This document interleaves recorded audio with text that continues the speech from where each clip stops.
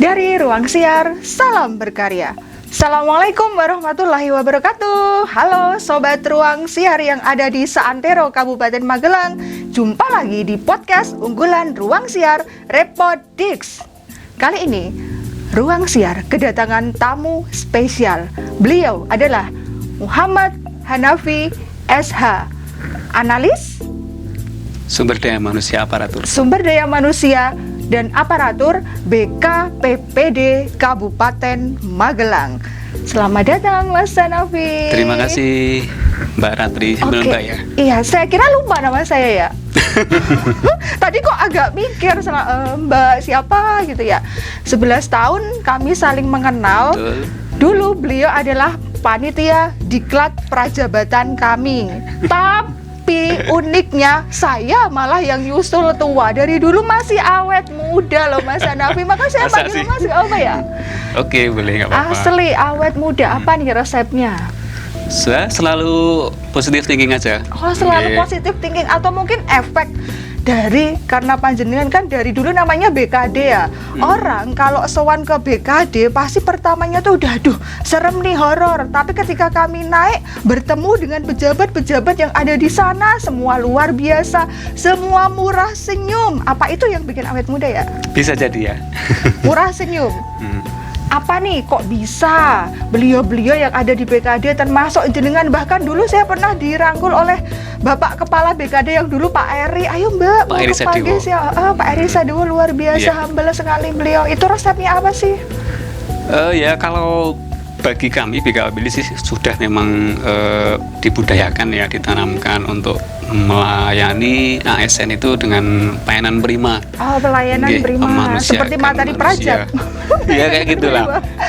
Oke, memanusiakan manusia. Betul. Jadi dimanapun instansinya, BKD saja bisa sangat santun dan luar biasa, bisa menjadi teladan ya untuk OPD di seluruh wilayah Kabupaten Magelang. BKD sudah memberi keteladanan. Jadi kita sudah sepantasnya, tidak perlu yang terlalu horor gitu ya, biar awet muda aja, biar awet muda.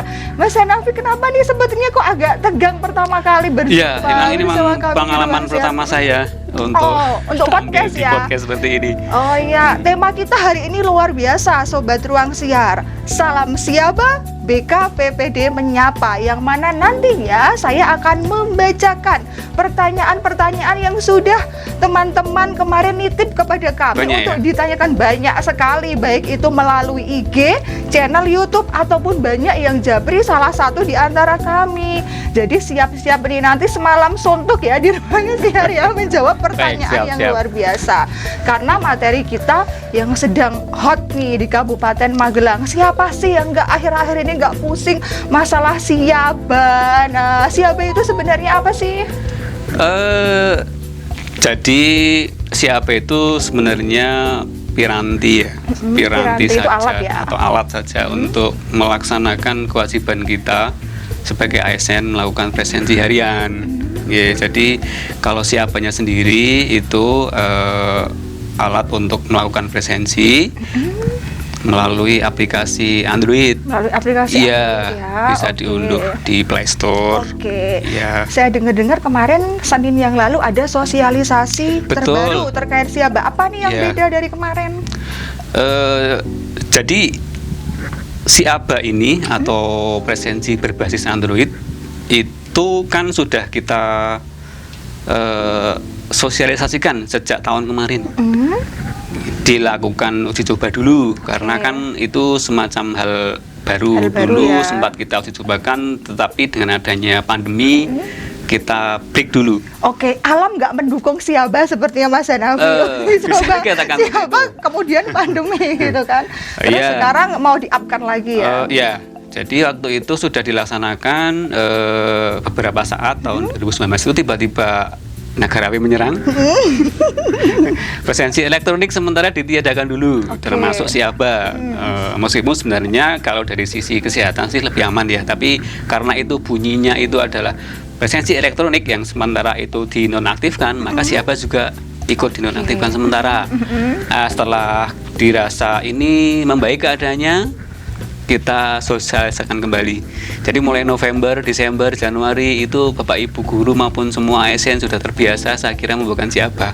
Nah, kemarin itu tanggal 13 ya. 13 itu kita Februari. sosialisasikan kembali untuk akan diberlakukan secara resmi.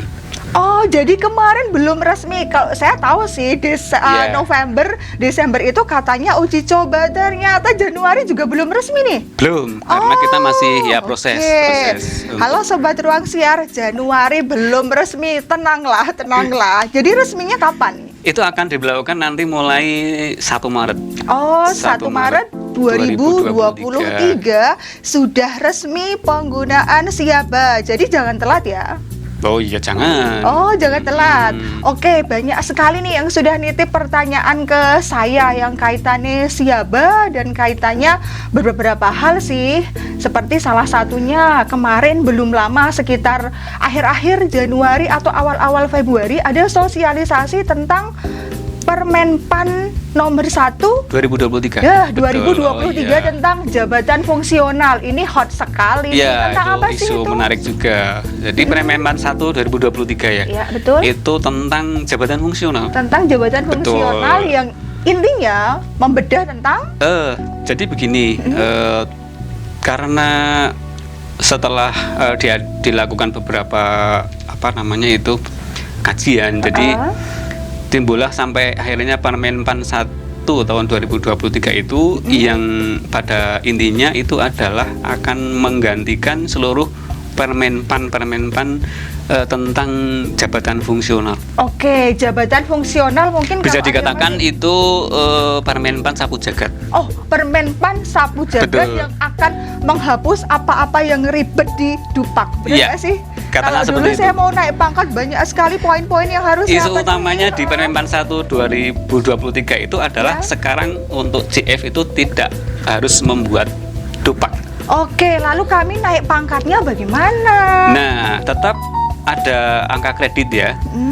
Tapi nanti itu angka kreditnya itu adalah dari apa itu namanya istilahnya diambil dari kinerja, Oh, jadi kita naik konversi dari pangkatnya kinerja. menggunakan angka kredit tapi menggunakan konversi dari e-kinerja. Betul, E-kinerja yang bikin saya Nyambung lagi lembur, nyambung lagi. Kemarin malam tahun baru bukannya kami nyape tapi kami nyape berkas e-kinerja. Amboy. E-kinerja yang terbaru itu dengan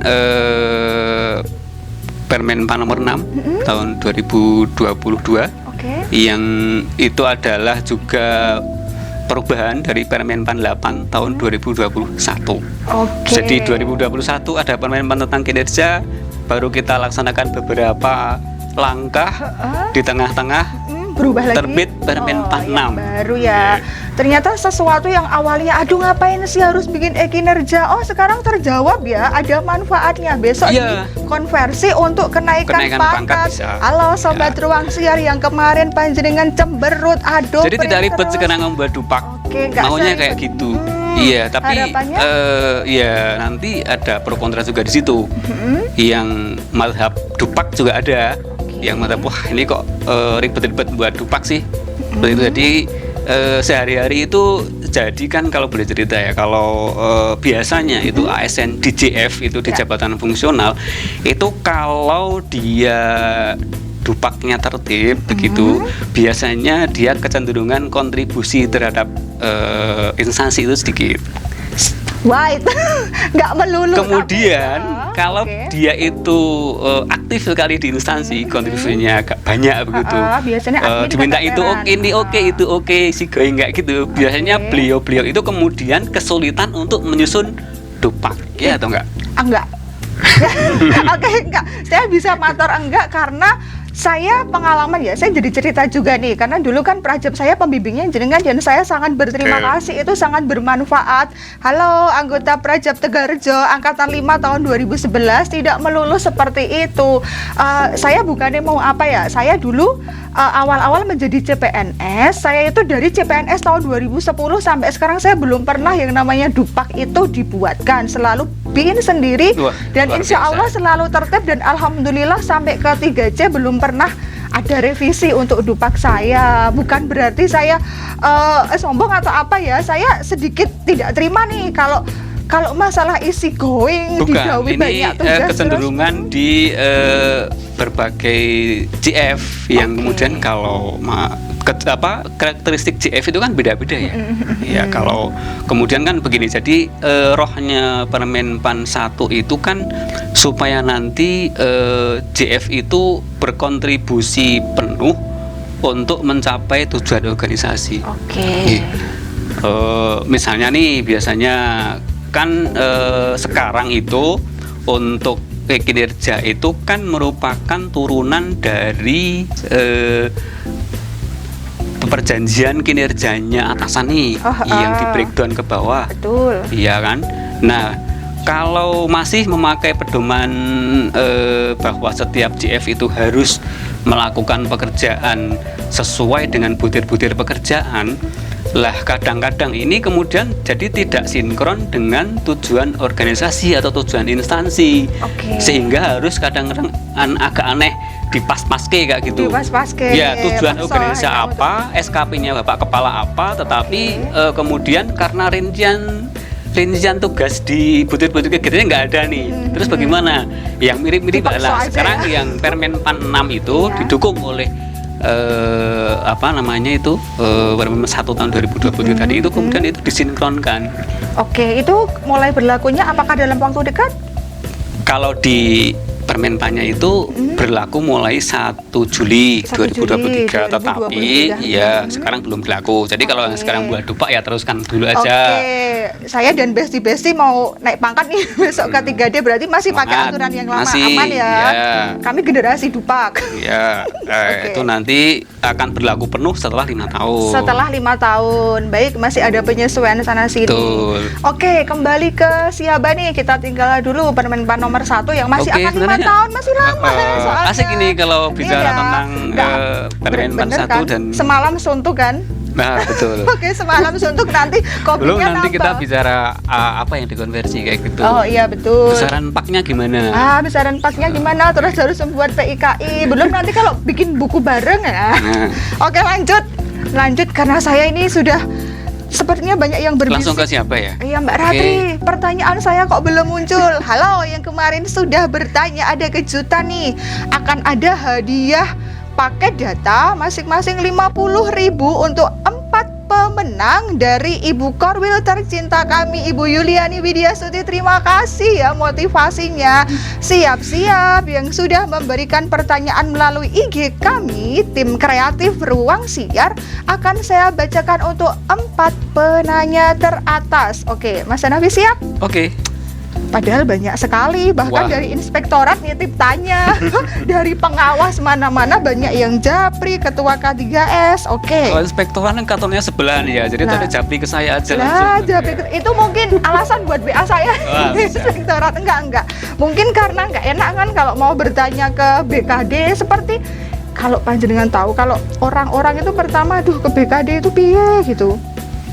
Oke ya. Padahal nggak apa-apa ya kalau ke BKD itu. Padahal nggak apa-apa, seperti yang tadi saya matur, luar biasa.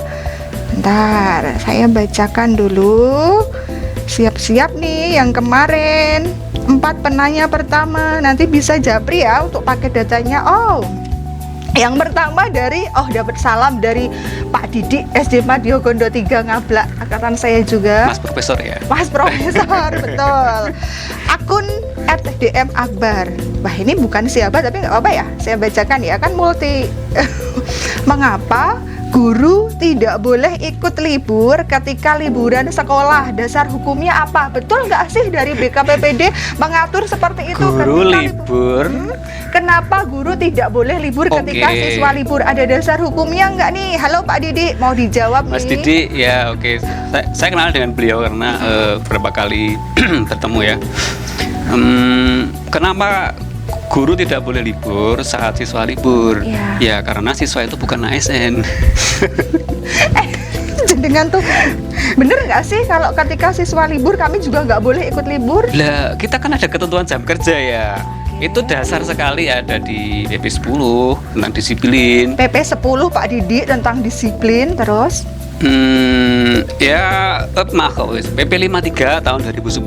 Oke, PP 53. PP 53 tahun 2010 itu kalau nggak salah di pasal awal-awal itu, di pasal 3 angka keberapa gitu, ASN harus memenuhi ketentuan jam kerja.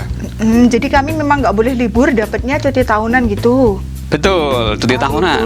Gitu. Cuti tahunannya kapan? Nanti semua cuti tahunan anak-anak nggak ada yang ngajar. Jadi kan kalau cuti itu hak setiap ASN dapat cuti. Oke. Kalau di peraturan tentang cuti lama itu memang guru dan dosen yang mendapatkan libur sesuai dengan kalender pendidikan dianggap sudah mengambil cuti tahunan. Tetapi kan aturan itu kan sudah dirubah. Oh gitu, sekarang udah Ya, berubah lagi di nih. Per-KBKN yang terbaru tentang tata cara pemberian cuti itu guru dan dosen yang mendapatkan tetap mendapatkan hak cuti tahunan. Tetap mendapatkan hak cuti tahunan. Dia mau berarti- diambil kapanpun kan silahkan. Oh iya. Nanti kan yang berhak memberikan izin atau enggak kan ya atasannya. Waduh, jenengan juga memberatkan saya. Oke, seperti itu Pak Didik ya, terjawab. Jadi karena kenapa nggak boleh libur ya kan beda. Siswa kan bukan ASN. ASN harus memenuhi jam kerja kan kayak Oke, gitu. baik. Lagi pula kan ya meskipun siswa libur ya guru tetap membuat ini kan perencanaan pembelajaran dan apalah kayak gitu kan. Nggih Pak pengawas ya Pak. Oke, lanjut. Akun @munisa Nindrawati Munisa mau dijawab nih pertanyaannya apa konsekuensi ketika lupa absen siaba?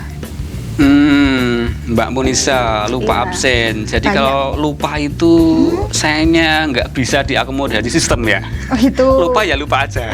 Lupa aja terus ada semacam punishment-nya nggak kalau lupa? Jadi kalau sebenarnya untuk si aba ini akan berimplikasi kepada ASN yang mendapatkan TPP. Kalau ASN yang mendapatkan TPP itu nanti keterlambatan itu ada akumulasi pemotongan TPP-nya. Oke. Ya. Nah, senang tetapi kita juga nggak serta merta kayak lupa langsung dipotong nggak gitu. Oke. Ada semacam toleransi. Jadi diberikan kesempatan 5 kali dalam 1 bulan untuk tidak absen karena berbagai alasan. Oke, ada kebaikan hati 5 kali dalam 1 bulan untuk tidak absen. Yakin yang nonton semua bersorak. Saya Tapi itu akumulasi ya. Akumulasi, oke. Kalau Itu- misalnya pagi nggak absen, sore nggak absen ya itu udah dihitung 2. Oh gitu, berarti bukan 1 hari itu 1 kali Ya, berarti. 5 kali. Oh. Misalnya kan kejadian-kejadian tidak terduga semacam kemudian bisa menjadi tidak absen gitu kan masih bisa ditoleransi. Oh, 5 masih kali. bisa ditoleransi. Ya, selebihnya baru diberi hitungkan nanti. Iya ya, oke. Itu kan katanya siaba yang akan dipotong bagi penerima TPP. Itu para guru bersorak-sorak. Kami bukan penerima TPP. Lanjut. Pertanyaan ketiga dari akun @Mevia Priskila. Telat absen ada maksimal minimalnya atau tidak? Maksudnya jamnya. Perhitungannya bagaimana dan bisa dikonversi jam pulang atau tidak. Misalnya nih saya tadi pagi telat 10 menit, saya terus pulangnya muncul 10 menit seperti itu, apakah boleh? Gitu. Mbak Mevia ya. Mbak Mevia. Oke, Mbak Mevia. Jadi untuk apa namanya itu keterlambatan. Itu sayangnya kita sudah ditetapkan dengan jam kerja yang ditentukan. Jadi tidak ada maksimalnya. Tadi gimana pertanyaannya? Misalnya gini, boleh nggak sih mengganti misalkan telat 10 menit diganti pulangnya ya, jadi lebih 10 menit gitu? Kemarin sempat diwacanakan sebenarnya. Berarti kayak gini kan nanti fleksibel jam kerjanya. Iya. Nah, tapi ternyata kemudian itu tidak jadi kita berlakukan. Jadi jam kerja itu fix. Oh, fix dari jam 7 aja Ya, gitu. jam 7 Walaupun sampai jam, telat kalau 5 yang menit nggak 5 bisa hari pulang kerja jam 2 lebih 30. gitu ya? Iya. Oke. Jadi tidak bisa diakumulasikan di akhirnya kalau berangkat siang nanti pulangnya agak siang. Jadi nanti kalau seperti itu ya nanti tanggung jawab moral aja. Oh, aku telat kalau belajar atau iya. gini kan kayak Oh gitu. gitu ya, tapi tetap tidak ada di sistem gitu ya. Betul. Lanjut, masih dari Mbak Mevia. Tadi kayaknya ya ada apa? Jika e-presensi di kabupaten lain ada hitungannya di aplikasi, pada siaba ada tidak? Ada hitungannya di aplikasi, tetapi itu di sisi admin. Oke. Ada perhitungannya. Hanya saja memang aplikasi Siaba dari sisi admin itu namanya adalah yang untuk mengelola data Siaba. Jadi gini, Siaba itu kan alat inputnya. Ya. Alat input untuk melakukan presensi, datang dan pulang, mengambil data waktu, data lokasi, Oke. wajah dari selfie. Ya, data itu nanti diolah di aplikasi namanya Smart. Nah, ini admin-admin Siaba, ini mereka bisa nih mendownload hasil presensinya, bisa bulanan, bisa harian kayak gitu. Di situ sudah ada perhitungan total jam kerjanya. Oke. Ya, tapi karena ini aplikasinya masih dalam tahap pengembangan, jadi itu masih perlu olah data lagi. Oke. Ya, masih perlu disentuh lagi supaya bisa mencerminkan total jam kerja dalam 1 bulan. Oke. Ya, jadi tidak bisa langsung tampil di layar aplikasi ya, di apa aplikasi HP-nya. kami ya. Yang tahu adalah adminnya. Admin, gitu ya. Oke, siap. Yang keempat. Oke, yang keempat dari akun Dirista. Kalau terjadi ban bocor, bagaimana? Sudah terjawab tadi ya, ada itu. Ya, bocor ya bocor aja gitu kan. Ini, jika ada dinas dalam perjalanan dinas seperti itu, mengapa di rekapan hitungan itu 0, nggak muncul gitu? Oke, ya jadi DD dan DL ya. Maksudnya sebenarnya bagi ASN yang mendapatkan penugasan SPT, DD maupun DL itu dalam hari itu dihitung penuh. Oke. Tetapi kami juga masih mengusahakan agar itu nanti tidak dihitung 0. Oke. Kami masih ada problem karena ada yang 5 hari kerja dan 6 hari kerja. Kalau kemudian kan jadi beda, yang 5 hari kerja itu durasi waktu 1 harinya dengan yang 6 hari, antara 5 hari kan beda. Nah, itu sedang kita cari solusi dari sistemnya biar nanti itu bisa diakumulasikan, tidak 0. Jadi makanya itu tadi dari sisi admin itu masih butuh sentuhan.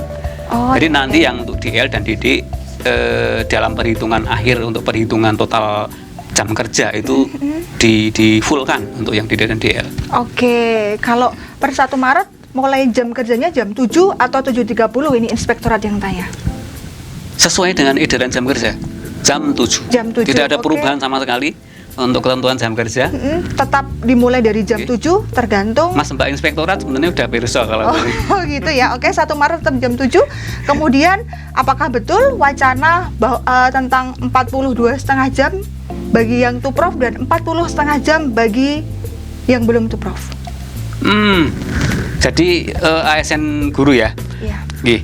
Untuk ketentuan jam kerja sendiri yang sudah rilis itu memang setiap ASN itu wajib memenuhi jam kerja efektif sebesar 37,5 jam dan jam kerja kumulatif 42,5 jam seperti itu.